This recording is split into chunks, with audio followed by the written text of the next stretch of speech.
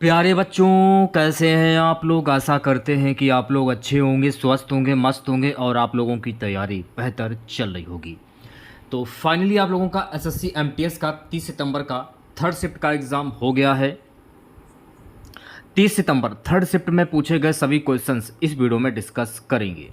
तो इस वीडियो को पूरा ज़रूर देखिए। वीडियो अच्छा लगे तो प्लीज़ वीडियो को लाइक और शेयर ज़रूर करें।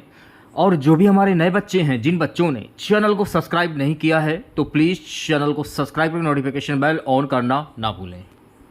अब हम लोग देखेंगे एसएससी एमटीएस की 30 सितंबर की तृतीय पाली में कैसे क्या प्रश्न पूछे गए हैं। पहला प्रश्न देखिए, पूछा गया था कि वेहदीन खलम किस राज्य का पारंपरिक नृत्य त्यौहार है। वेहदीन खलम जो है ना, ये मेघालय राज्य का पारंपरिक नृत्य त्यौहार है। वेहदीन कलम मेघालय का सबसे अधिक मनाया जाने वाला सांस्कृतिक त्यौहार है। वेहदीन कलम जो है ना, ये बुआई की अवधि के बाद जुलाई में प्रतिवर्ष मनाया जाता है। और वेहदीन कलम त्यौहार भगवान को एक निमंत्रण है जो एक भरपूर फसल के लिए उनका आशीर्वाद मांगता है। मेघालय राज्य दिवस कब मनाया जाता है? 21 जनवरी 1972 से मनाना स्टार्ट हुआ था। ठीक है। मेघालय की राजधानी क्या है? तो मेघालय की राजधानी है मेरे प्यारे साथियों शिलोंग। मेघालय के मुख्यमंत्री कौन है? कॉनरैड संगमा। राज्यपाल की अगर मैं बात करूं तो मेघालय के राज्यपाल हैं CH विजय शंकर। तो ये भी आपको ध्यान रखना है, तो वो राज्यपाल को सही कर लीजिएगा, थोड़ा सा मिस्टेक हो गया है। कुछ महोत्सव हैं, जैसे कि छत्तीसगढ़ का महोत्सव है बस्तर दशहरा, भोरम देव महोत्सव और मड़ई महोत्सव।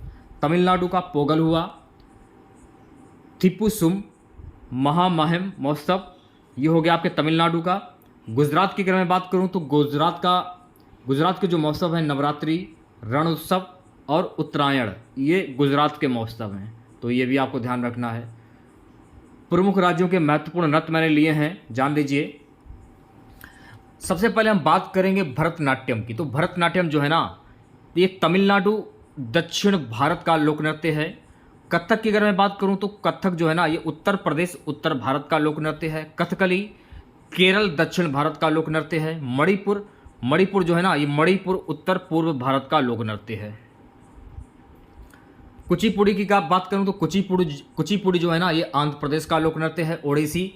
ओडिशा पूर्वी भारत का लोक नृत्य है। गरबा जो है ना, ये गुजरात पश्चिम बंगाल का लोक नृत्य है। राउफ कश्मीर उत्तर भारत का लोक नृत्य है। घूमर जो है ना, ये राजस्थान का लोक नृत्य है। छाऊ जो है ना, ये मयूरभंज ओडिशा का लोक नृत्य है। बिहू ये असम उत्तर पूर्वी भारत का लोक नृत्य है। लावड़ी महाराष्ट्र पश्चिम भारत का लोक नृत्य है। मोहिनी अष्टम केरल दक्षिण भारत का लोक नृत्य है। सस्तिया नृत्य असम उत्तर पूर्व भारत का लोक नृत्य है। ठीक है। तो ये सारे जो भी मैंने आप लोगों को चीज़ें बताई हैं, इन्हें आप अच्छे से एक बार देख लीजिएगा। अगर आपको इसकी PDF चाहिए तो आप हमारा टेलीग्राम चैनल और व्हाट्सएप ग्रुप ज्वाइन कर लीजिए। टेलीग्राम पर भी आपको PDF मिल जाएगी और व्हाट्सएप ग्रुप पर भी आपको PDF बिल्कुल निःशुल्क में मिल जाएगी। एक भी पैसा आपको नहीं देना है। ठीक है। तो जल्दी से ज्वाइन कर, लिंक आपको वीडियो के डिस्क्रिप्शन में मिल जाएगा। नेक्स्ट क्वेश्चन देखिएगा मेरे प्यारे साथियों। अगला प्रश्न पूछा गया था कि भारत के संविधान का कौन सा लेख प्रदान करता है कि प्रधानमंत्री के साथ अपने सिर के रूप में मंत्रियों की परिषद होगी। अनुच्छेद 74(1). ठीक है। अनुच्छेद 74 क्या कहता है? अनुच्छेद 74 ये कहता है राष्ट्रपति की सहायता और सलाह के लिए मंत्रिपरिषद के साथ सौदे। अनुच्छेद 75 में क्या निहित है? अनुच्छेद 75 में मंत्रियों की नियुक्ति से संबंधित है। मंत्रियों का कार्यकाल, कैबिनेट की जिम्मेदारी, प्रत्येक मंत्री की शपथ और वेतन, ये अनुच्छेद 75 में निहित है। अच्छा, अनुच्छेद 76 में क्या निहित है? भारत के महान्यायवादी का पद प्रदान करता है।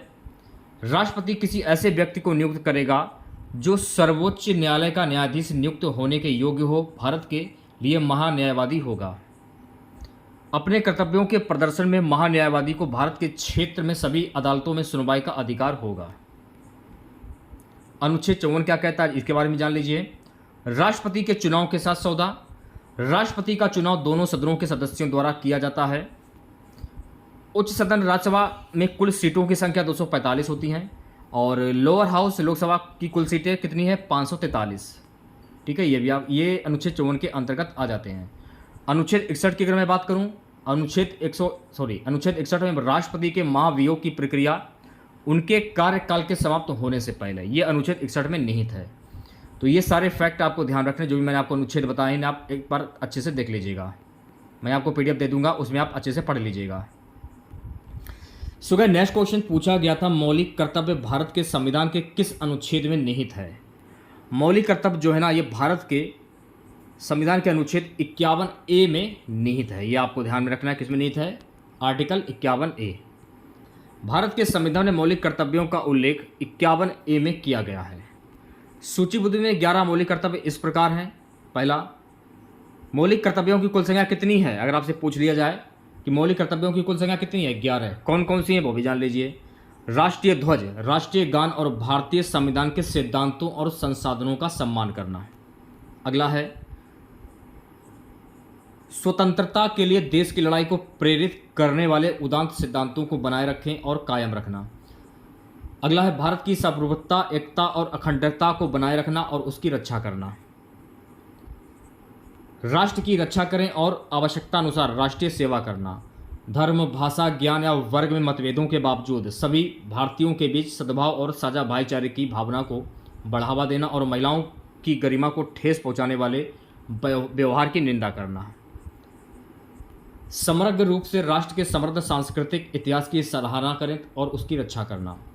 जंगल, झील, नदी और वन्य जीवन सहित एक स्वस्थ पारिस्थितिकी तंत्र को बनाए रखना, साथ ही सभी जीवित चीज़ों के प्रति दया दिखाना। एक मानवतावादी दृष्टिकोण, एक वैज्ञानिक मानसिकता और सुधार की भावना को बढ़ावा देना। सार्वजनिक संपत्ति की रक्षा करें और हिंसा से दूर रहना। अगला है, व्यक्तिगत और सामूहिक प्रयास के सभी क्षेत्रों में उत्कृष्टता के लिए प्रयास करना, ताकि देश लगातार प्रयास और सफलता की अधिक से अधिक ऊंचाइयों पर पहुंचे।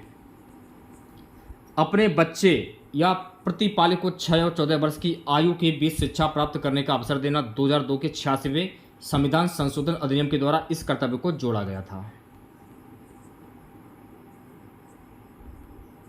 सुगा नेक्स्ट क्वेश्चन पूछा गया था, भारत के निम्नलिखित में से किस पड़ोसी देश में प्रसिद्ध कटास राज मंदिर परिसर है जिसमें कई धर्मों के मंदिर स्थित हैं? पाकिस्तान आपका सही आंसर हो जाएगा। पाकिस्तान के पंजाब प्रांत में चकवाल के पास कटास राज मंदिर को हिंदू शाही राजाओं के युग के बारे में 615 से 950 ईस्वी में माना जाता है।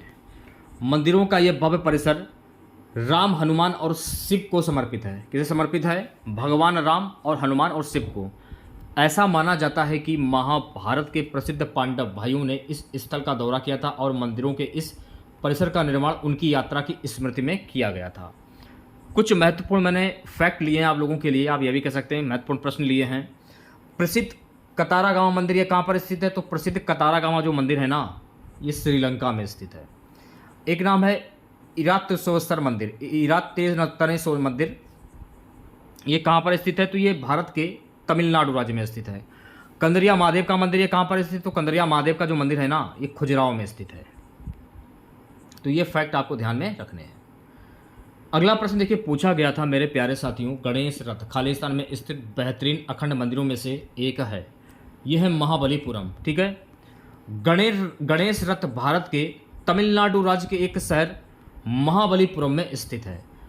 गणेश त्रिनेत्र मंदिर ये कहाँ पर स्थित है? राजस्थान के सवाई माधोपुर जिले में स्थित है। तो ये भी फैक्ट आपको ध्यान में रखना है। खजराना मंदिर, जो खजराना मंदिर आपने नाम सुना होगा, शायद ना सुना हो आप लोगों ने। खजराना मंदिर देश का विश्व प्रसिद्ध गणेश मंदिर है। ठीक है, उड़ीसा में पुरी के पास भारत के पूर्वी तट पर गंगा वंश के राजा नरसिम्हादेव प्रथम द्वारा मान उड़ीसा वास्तुकला में कोणार्क मंदिर में सूर्य मंदिर का निर्माण कराया गया। किसके द्वारा करवाया गया था? नरसिम्हदेव प्रथम के द्वारा। ये किस वंश से संबंधित थे? तो ये गंगा वंश से संबंधित थे। तो ये सारे फैक्ट आपको ध्यान में रखने हैं।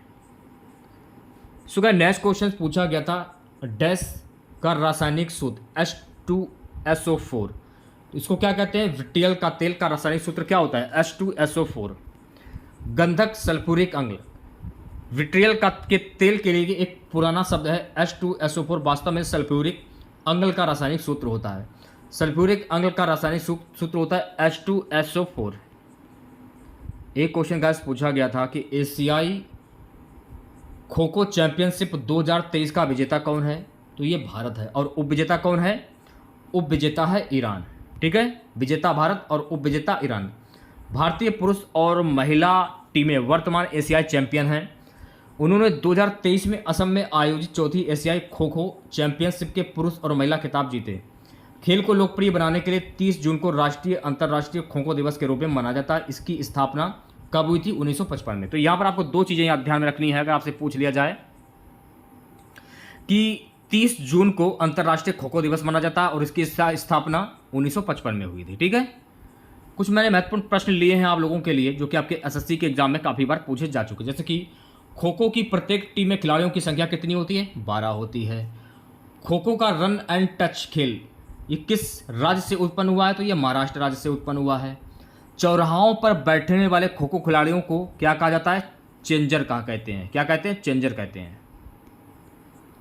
प्रत्येक खो खो टीम में 12 खिलाड़ी होते हैं, लेकिन एक प्रतियोगिता के दौरान प्रत्येक टीम के केवल 9 खिलाड़ी मैदान में उतरते हैं। तो ये फैक्ट आपको ध्यान में रखना है। ठीक है, जैसे कि क्रिकेट में खिलाड़ियों की संख्या 11 होती है, फुटबॉल में खिलाड़ियों की संख्या 11 होती है, बास्केटबॉल में 5 होती है, पोलो में 4 होती है, हॉकी में 11 होती है, बेसबॉल में 9 होती है खिलाड़ियों की संख्या, और रग्बी फुटबॉल में खिलाड़ियों की संख्या 15 होती है, वॉलीबॉल में खिलाड़ियों की संख्या 6 होती है, आइस हॉकी में 6 होती है और कबड्डी में खिलाड़ियों की संख्या 7 होती है। तो ये सारे फैक्ट आपको ध्यान में रखने हैं। मैं आपको पीडीएफ दे दूंगा, उस पीडीएफ में आप अच्छे से पढ़ लीजिएगा एक बार आप लोग।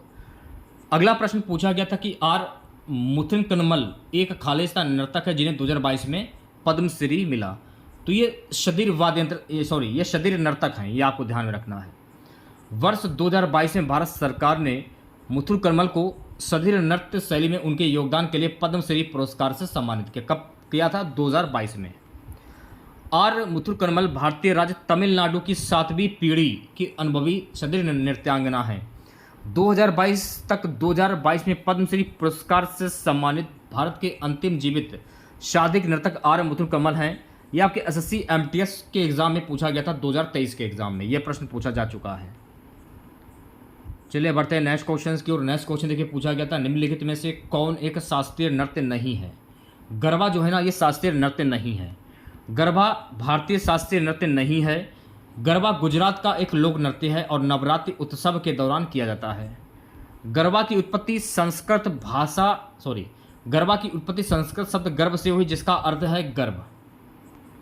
एक क्वेश्चन पूछा गया था, in Akbar period which the person is called Diwan, यानी अकबर काल में किस विभाग के व्यक्ति को दीवान कहा जाता था? वित्त मंत्री को कहा जाता था। और मीर बख्शी मुगल काल में सैनिक विभाग का अध्यक्ष होता था। मुगल प्रांतीय प्रशासन में सामान्य तौर पर दीवानी का अर्थ राजस्व प्रशासन से होता था। यह भी आपको ध्यान में रखना है। अगला प्रश्न पूछा गया था, इनमें से कौन पूंजी प्राप्ति का हिस्सा नहीं है? तो कर जो है ना, ये पूंजी प्राप्ति का हिस्सा नहीं है। पूंजीगत प्राप्तियों अचल संपत्तियों की बिक्री से प्राप्त नगद, कंपनियों के शेयरों की बिक्री से प्राप्त नगद और ऋण और ब्रांड जैसे ऋण साधन के मुद्दे के माध्यम से प्राप्त नगद हैं।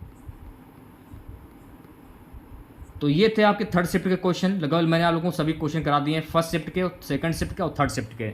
सभी शिफ्टों के मैंने आपको क्वेश्चन करा दिए हैं। अगर आपको इन सभी की पीडीएफ चाहिए तो आप हमारा टेलीग्राम चैनल और व्हाट्सएप ग्रुप जरूर ज्वाइन करें आप लोग, ज़्यादा से ज़्यादा। लिंक आपको वीडियो के डिस्क्रिप्शन में मिल जाएगा। तो अगर आप लोगों को वीडियो अच्छा लगा हो तो प्लीज़ वीडियो को लाइक और शेयर जरूर करें। चैनल पर नए हैं, जिन लोगों ने अभी तक चैनल को सब्सक्राइब नहीं किया है तो प्लीज़ चैनल को जरूर सब्सक्राइब करें और नोटिफिकेशन बेल ऑन करना ना भूलें। मिलते हैं नेक्स्ट वीडियो के साथ। जय हिंद, जय भारत।